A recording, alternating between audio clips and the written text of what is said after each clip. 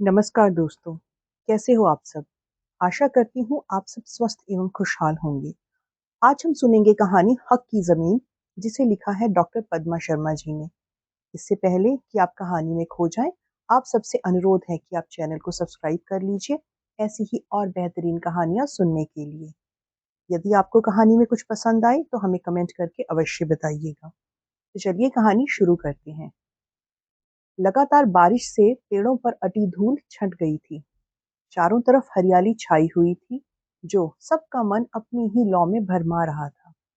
सावन का महीना आते ही जगह जगह झूले पड़ जाते हैं और दुकानें रंग बिरंगी राखियों से सजने लगती है। पर सुखदा के मन में टीस उठती। वह हर बरस राखी खरीदती और राखी पूनों के दिन मन मसोस कर अपने रबड़ के गुड्डे को राखी बांध देती। उसकी आंखें भर आती, पल्लू से आंखें पोंछते हुए बुदबुदा उठती। तुम नहीं माने रंजन, मैं तुम्हें कैसे मनाऊं। फिर बचपन के दिन उसकी आंखों के आगे नाच उठते। एक बार वह रूठ गया था, पर जल्दी ही मान गया था। हुआ यूं था कि उसे जन्मदिन पर गिफ्ट में एक प्यारी सी गुड़िया मिली थी। वह रंजन ने तोड़ दी थी, तो अपने अल्हड़पन में वह रंजन से नाराज हो गई थी। उसने भी गुस्से में आकर रंजन का पेन तोड़ दिया। दोनों में मुंहवाद होने लगा। रंजन ने कहा, गधी कहीं की। सुखदा ने कहा, तू कौआ। थोड़ी ही देर में दोनों एक दूसरे की चीजें फेंकने लगे। सुखदा तैश में आकर बोली, मेरी पेंसिल दे जो तूने ली थी। मैंने तुझे संतरे की गोली नहीं खिलाई थी क्या, कौवा कहीं का। माँ ने बड़ी मुश्किल से दोनों में बीच बचाव करवाया। संयोग से तब 2 दिन बाद ही राखी का त्योहार था। दिन भर वह मुंह फुलाए बैठी रही और सोचती रही कि रंजन कहे तब मैं राखी बांधूं। रंजन भी अपने अहम में गुमसुम बैठा था। माँ बोली, बेटी रंजन को राखी बांध दो। वह मुंह बिचका कर बोली, वह अपने मुंह से क्यों नहीं कहता। माँ ने समझाते हुए कहा, देख आज के दिन बहन खुद आगे बढ़कर तिलक करती है। कल ससुराल चली जाएगी, तब घंटों इंतजार करेगी भैया का।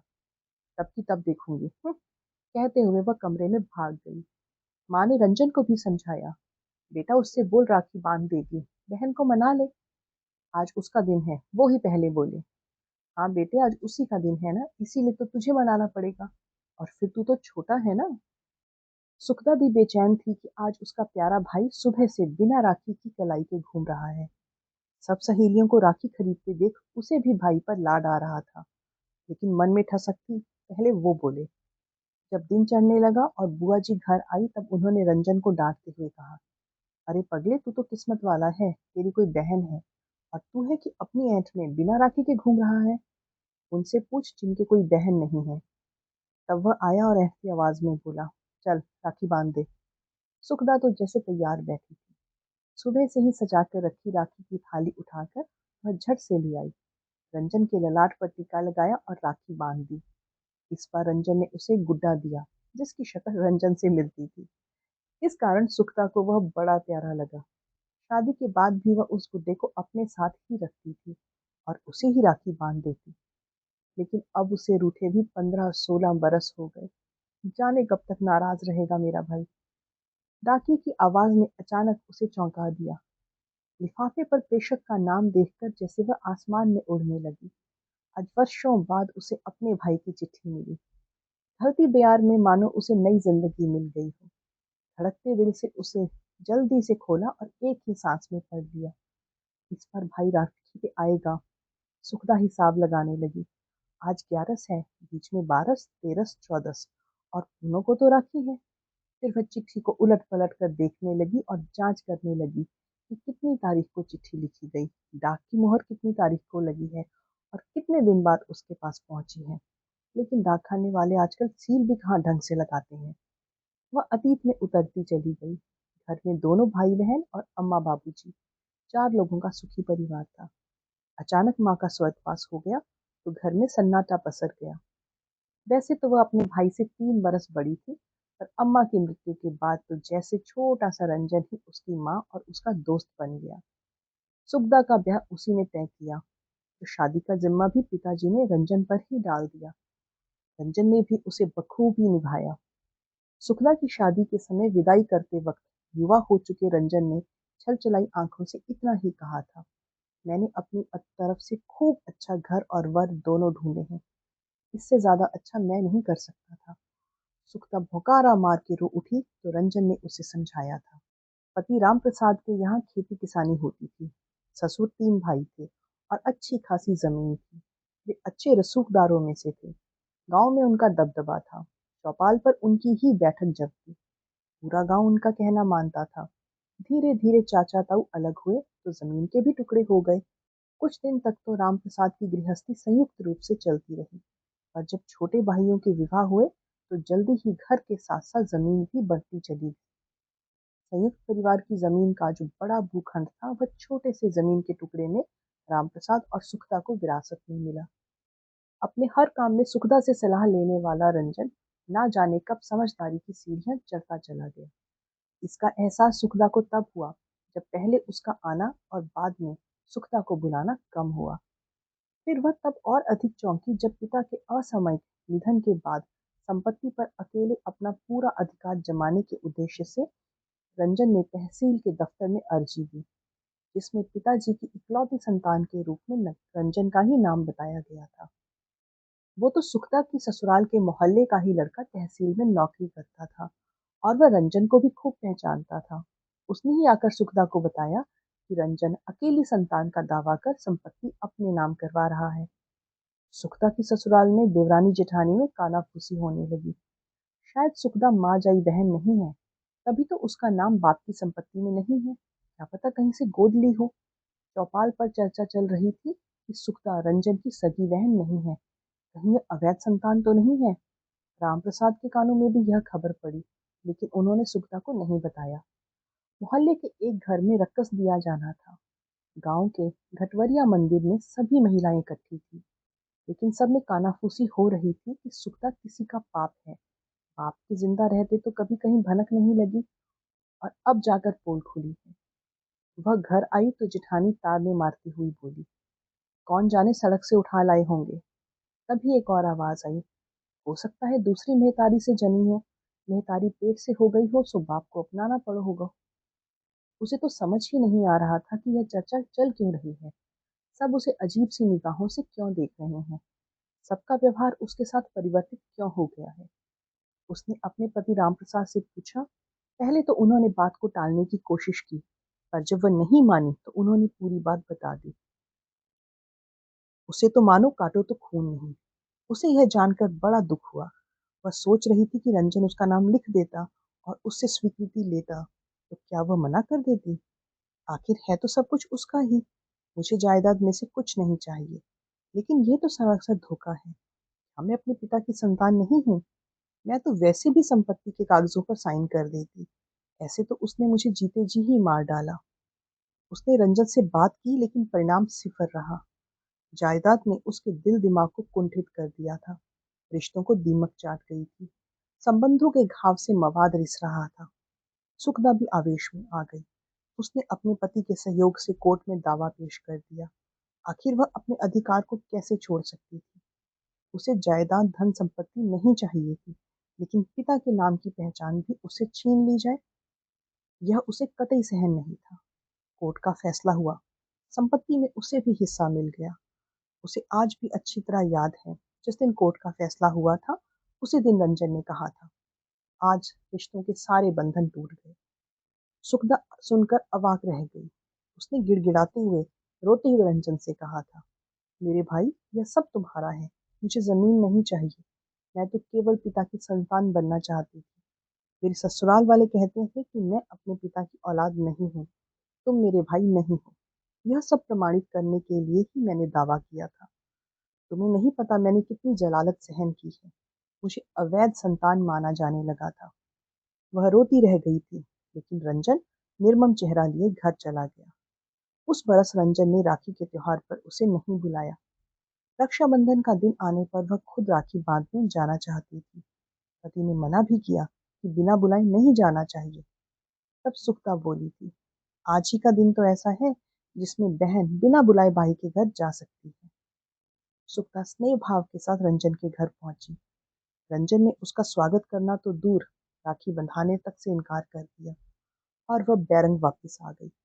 उसे लग रहा था कि जिस जमीन पर वह चल रही है, वह जमीन धीरे धीरे खिसक कर उसके हक की ज़मीन में जाकर सिमट गई है।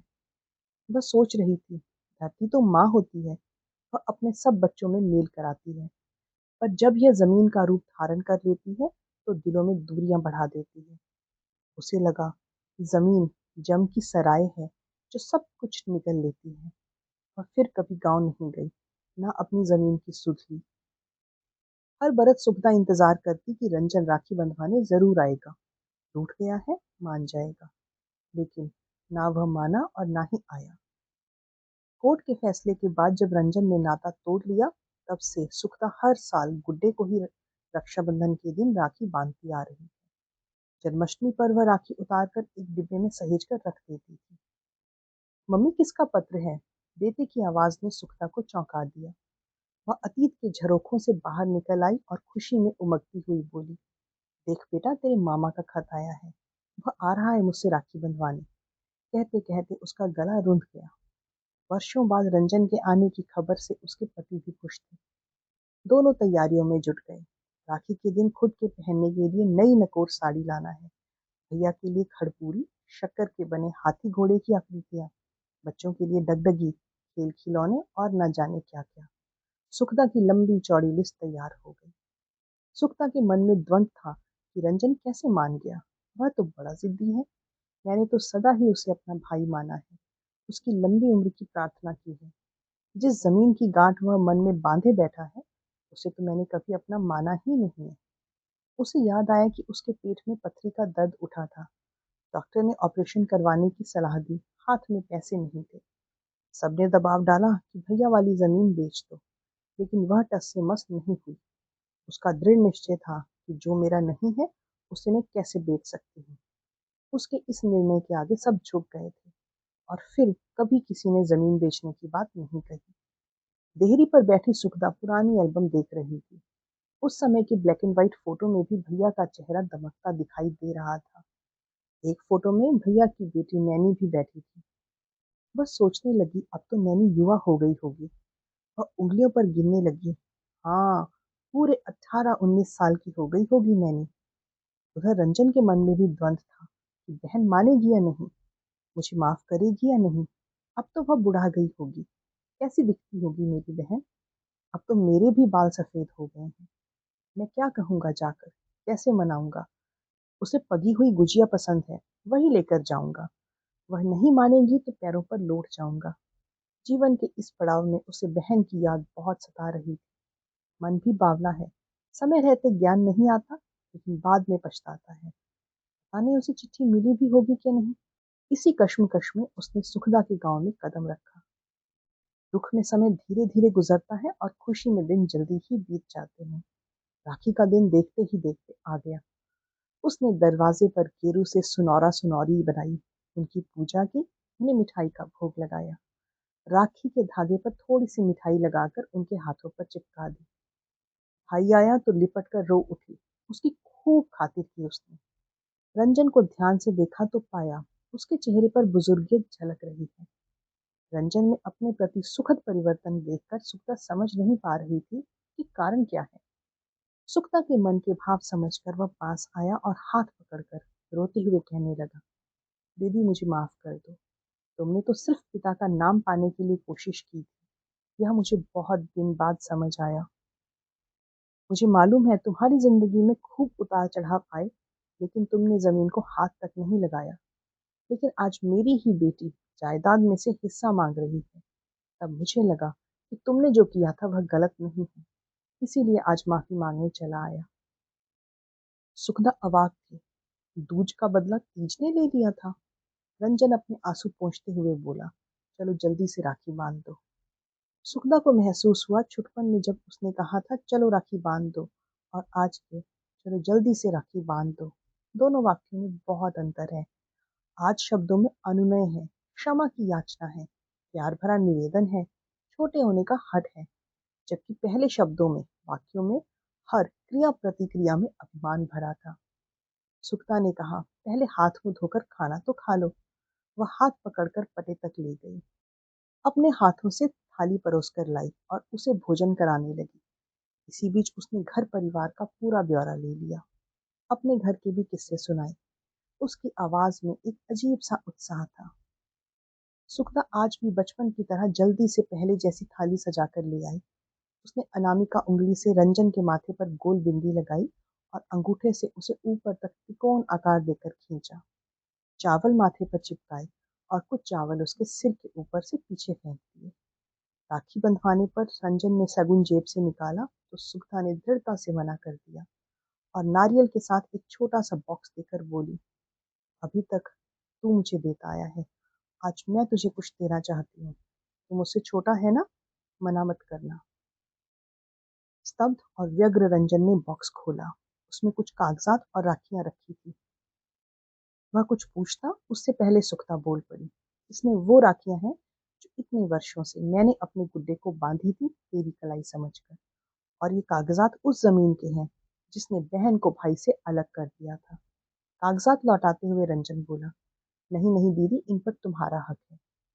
मेरा हक तो मुझे मिल गया पगले, ये सौगात मेरी तरफ से अपनी बेटी को दे देना। कहते कहते सुक्ता रंजन के गले लिपट कर रो पड़ी। तो दोस्तों, ये थी आज की कहानी। कहानी कैसी लगी हमें कमेंट करके अवश्य बताइएगा। अगर कहानी अच्छी लगी तो इसे लाइक कीजिए और शेयर कीजिए, और ऐसी ही और बेहतरीन कहानियां सुनने के लिए चैनल से जुड़े रहिए। मिलती हूँ फिर एक और नई कहानी के साथ। तब तक अपना ध्यान रखिए। धन्यवाद।